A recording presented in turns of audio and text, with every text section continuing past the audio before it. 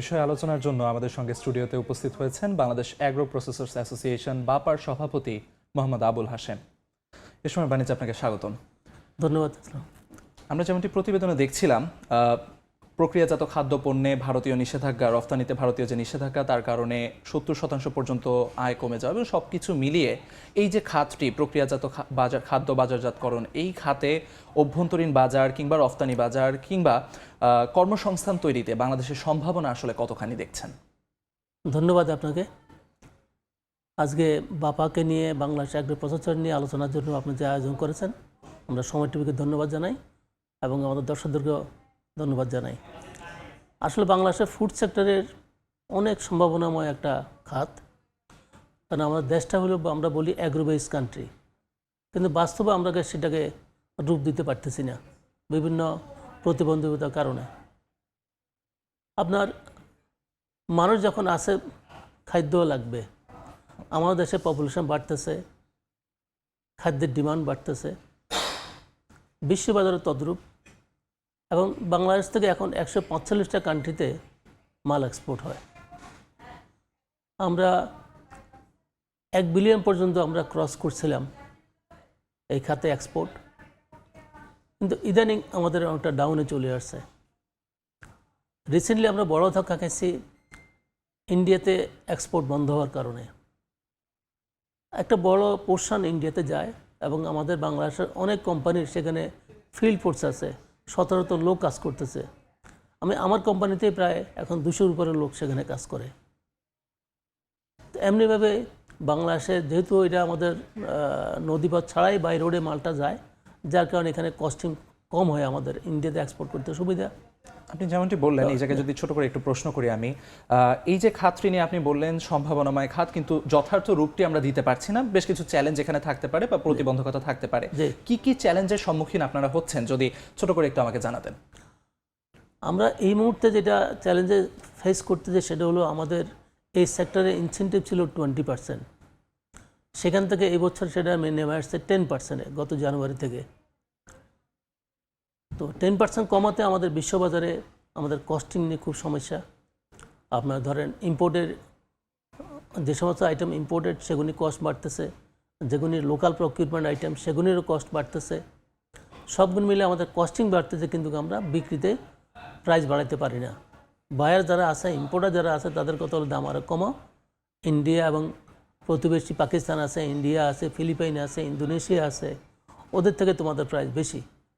আমাদের প্রেশার দিয়ে যে প্রাইস কমানোর জন্য ওদিকে আমাদের কস্ট বাড়তেছে। এবং এই প্রতিবন্ধকতাগুলো মোকাবেলা করা কিংবা এই বাধাগুলো উতরে যেতে আমাদের যে পদক্ষেপগুলো নেওয়া দরকার বা নেওয়া দরকার ছিল, সেগুলো নেওয়ার ক্ষেত্রে যথাযথ কর্তৃপক্ষের যথাযথ পদক্ষেপ কি আপনারা দেখছেন? না, আমরা গভর্নমেন্টের সাথে কয়েকটা ব্যাপারে প্রস্তাব দিয়েছি। আমরা চাইছিলাম যে আমাদেরকে বন্ড ফ্যাসিলিটি দেওয়ার জন্য, কিন্তু গভর্নমেন্টের সাথে এটা নিয়ে এখনও আলোচনা চলতেছে, এখনও কোনো চূড়ান্ত সিদ্ধান্ত হয়নি। যদি গভর্নমেন্ট আমাদের অ্যাটলিস্ট বন্ড ফ্যাসিলিটি দেয়, তাহলে আমরা অনেক দূর এগিয়ে যেতে পারবো, আমাদের কস্ট মিনিমাইজ করা সম্ভব হবে। প্লাস যদি এলডিসিতে যাইয়া গভর্নমেন্ট টোটালি অফ করে দেয় ইনসেন্টিভ, তখন তো আমাদের জন্য বড় রকমের ডিজাস্টার হবে। তখন বন্ড ছাড়া এবং গভর্নমেন্ট যদি আমাদেরকে আদার ওয়েতে সাপোর্ট না দেয়, তাহলে আমরা বিশ্ববাজারে টিকে থাকতে পারবো না। আপনারা ঠিক কি কি পদক্ষেপ নিচ্ছেন গভর্নমেন্টের, সরকারের কাছ থেকে সেই সহযোগিতাটা পেতে কি কি পদক্ষেপ নিচ্ছেন বলে দেখছেন? আমরা গভর্নমেন্টের কাছে যে বন্ড নিয়ে ফ্যাসিলিটিটা চাচ্ছিলাম, সেটা এখন আমাদের এই মুহূর্তে বড় দাবি যে আমাদেরকে বন্ড ফ্যাসিলিটি দেওয়া হোক, কারণ এটা লিমিটেড কয়েকটা ফ্যাক্টরি, যারা বড় বড় কয়েকটা ফ্যাক্টরি আছে তারা পাচ্ছে, আর নিচে যারা মিডিয়াম ক্যাটাগরি বা লো ক্যাটাগরি ওরা কেউ পাচ্ছে না বন্ড ফ্যাসিলিটি।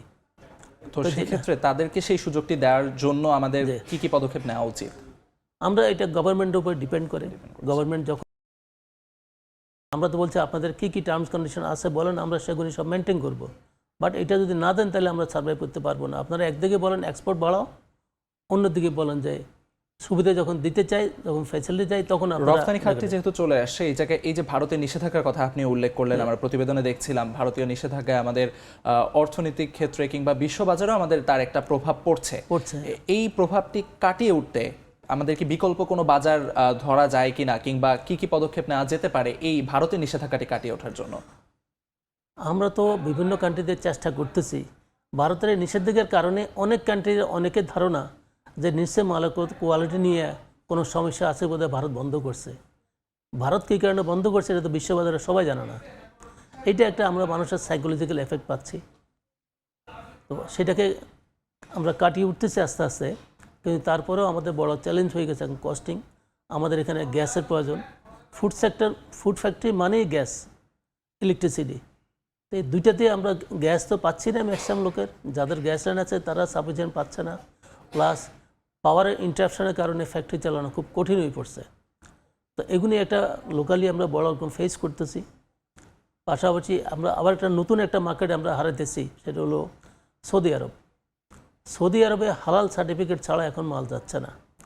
আমাদের এখানে ইসলামিক ফাউন্ডেশন এবং বিএসটি যে সার্টিফিকেট দিচ্ছে এটা তারা অ্যাকসেপ্ট করতেছে না। তাদের আরও কিছু টার্মস কন্ডিশন আছে। কারণগুলো কি আসলে? তাদের কিছু হালাল নিয়ে কিছু টার্মস কন্ডিশন আছে, কিছু নিয়মাবলী আছে।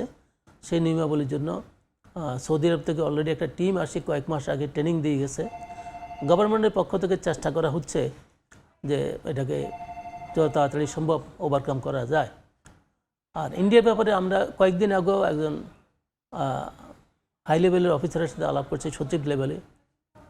তো ওনাদেরও আমাকে যা বুঝালো ইনডাইরেক্টলি, ওনারা বলছেন চেষ্টা করতেছেন, বাট ওনারা যেটা বুঝালেন যে পলিটিক্যাল মানে ইলেকশনের পরে যখন একটা রেগুলার গভর্নমেন্ট আসবে তখন যাই এটাকে ইজিতে সমাধান করা যাবে। আমরা এই জায়গাটিতে রাজনৈতিক স্থিতিশীলতা সেই সঙ্গে কূটনৈতিক তৎপরতার একটি ফারাক রয়ে গেছে, যে জায়গায় আসলে আমরা এখনো পৌঁছাতে পারছি না। পৌঁছালে হয়তো এই সংকটটি কাটানো যেত। একটু অন্য প্রসঙ্গে আসি। এই যে আমাদের এই খাতটি, এই খাতে আমরা কর্মসংস্থানের কথা বলছি, অভ্যন্তরীণ বাজার কিংবা রপ্তানি বাজার সবকিছু নিয়ে আমরা আলোচনা করছি, কিন্তু দেশের অভ্যন্তরীণ ক্ষেত্রে এই বাজারটিতে জনগণের যে চাহিদা কিংবা জনগণের যে লক্ষ্যমাত্রা সেটি পূরণে আমরা কতখানি সক্ষম এখন পর্যন্ত? সেটা পূরণে আমরা মোটামুটি আমরা সক্ষম মনে করতেছি। আরো যদি আমি স্পেসিফিক করি জায়গাটিতে আমাদের ল্যাব ফ্যাসিলিটিস গুলো আসলে কি যথেষ্ট মাত্রায় রয়েছে কিনা? ভালো পয়েন্ট আপনি তুলছেন। ল্যাব ফ্যাসিলিটি আমাদের আছে, যেটা সেটা এনাফ না। আমাদেরকে কিছু স্পেশাল টেস্ট করতে হয়, যেগুলি আমাদের দেশের ফ্যাসিলিটি এখনো গড়ে উঠে নাই। আমাদেরকে ইন্ডিয়া থেকে, থাইল্যান্ড থেকে অনেকগুলি টেস্ট করিয়ে নিয়ে আসতে হয়, যার কারণে দেখা যায় আমাদের লিড অফ টাইম আমরা কভার দিতে পারি না, শিপমেন্ট টাইমগুলি। তো সেক্ষেত্রে ল্যাব ফ্যাসিলিটিস বাড়ানোর জন্য বাজারের বিষয়টি তো রয়েছেই, পাশাপাশি এই যে অভ্যন্তরীণ আমাদের যে ইনফ্রাস্ট্রাকচারের দিক থেকে কিছু উন্নয়নের প্রয়োজন, সেই স্ট্রাকচারাল যে ইমপ্রুভমেন্টটা, সেই ইমপ্রুভমেন্ট করার জন্য কি আমরা আপনারা কি যথার্থ ব্যবস্থা নিচ্ছেন কিনা? হ্যাঁ, এটা নিয়ে আমরা গভর্নমেন্টের সাথে আমাদের অনেক কথাবার্তা হয়েছে। প্লাস ইদানিং আমরা আমাদের বাংলাদেশ কৃষি ইউনিভার্সিটি যেগুলো আছে, রাজশাহীতে একটা কৃষি ইউনিভার্সিটি আছে, ওরা বিদেশের সাথে লিঙ্ক হয়ে একটা বড় আকারে একটা ল্যাব করতেছে এবং তাদের সাথে আমাদের এগ্রিমেন্টও হয়েছে, তাদের আমাদের সাপোর্ট দেবে। কিন্তু কিন্তু শুধু সময় লাগতেছে, ওই টাইমটা পর্যন্ত আমাদের সাফার করতে হবে এটা নিয়ে।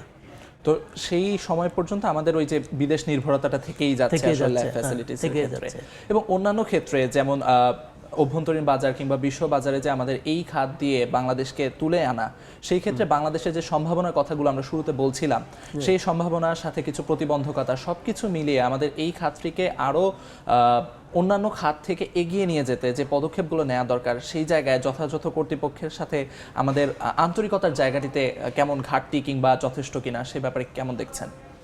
আমরা সরকারের সাথে এটা নিয়ে বার্গেনিং করতেছি, বিভিন্ন কথাবার্তা বলছি, সরকারের পক্ষ থেকে হচ্ছে। তো সরকারি কাজে তো একটু ডিলে হয়, সবগুলো আপনারা জানেন, ইন টাইম সবগুলি হয় না। তো ওনারা চেষ্টা করতেছেন, গভর্নমেন্টের আন্তরিকতা আছে এক্সপোর্ট বাড়ানোর জন্য, কিন্তু প্রতিবন্ধকতাগুলি দূর করতে আমাদের সময় লাগে, সেটা আমাদের বড় দুঃখজনক। আমরা চাই সমস্যা হলে কুইক সমাধান, কিন্তু সরকারি লেভেল তাদের বিভিন্ন টানাপোড়েন, কী কারণে তারা দেরি করেন আপনারা তো জানি না। আমরা অনেকগুলি সময়মত ডিসিশন পাই না। যেমন কি আমরা চেষ্টা করছিলাম যে আমাদের যে সমস্ত বিদেশ থেকে একটা কোম্পানির সাপ্লায়াররা যারা ইম্পোর্টার আছেন, তারা অনেকগুলি আইটেম আমাদের অর্ডার দেয়, 8, 10, 12টা মিলিয়ে একটা অর্ডার করে। হয়তো আমি সেখানে 60%, 70% আমি নিজে প্রোডাকশন করি, আর ধরেন 5-6টা আইটেম আমি করি না, আমাকে বাইরে থেকে সোর্সিং করতে হয়। আমরা গভর্নমেন্টে বলছিলাম যেগুলি আমরা বাইরে থেকে সোর্সিং করে অন্য ফ্যাক্টরি থেকে করতেছি, সেটার উপরে আমাকে ইনসেন্টিভ দেওয়া হোক। কিন্তু এটা নিয়ে আমরা আপনার চেষ্টা করে ফেল করছি, গভর্নমেন্ট থেকে আমরা ওই সাপোর্টটুকু পাই নাই। এখন এই গভর্নমেন্ট বলতে যে যেহেতু এটা এলডিসিতে যাচ্ছে, টোটালটাই বন্ধ হয়ে যাচ্ছে, আপনারা এটা নিয়ে আর কী করবেন? অর্থাৎ পুরো ব্যাপারটি আসলে এলডিসি তে যাওয়ার পরবর্তী ধাপের ক্ষেত্রে আমরা ছুড়ে দিচ্ছি। আপনাকে অসংখ্য ধন্যবাদ আপনার মূল্যবান সময় দেওয়ার জন্য। এই প্রক্রিয়াজাত খাদ্যের যে খাতটি, এই খাতে আমাদের বাংলাদেশের সম্ভাবনার জায়গাগুলোকে আমরা তুলে ধরি, সবকিছু মিলিয়ে আমাদের দেশ উন্নতির দিকে এগিয়ে যাক, এই প্রত্যাশাই। আপনাকে অসংখ্য ধন্যবাদ। ধন্যবাদ আপনাকে। আসসালামু আলাইকুম। দর্শক, আমাদের সঙ্গে আলোচনার জন্য উপস্থিত ছিলেন বাপার সভাপতি মোহাম্মদ আবুল হাশেম।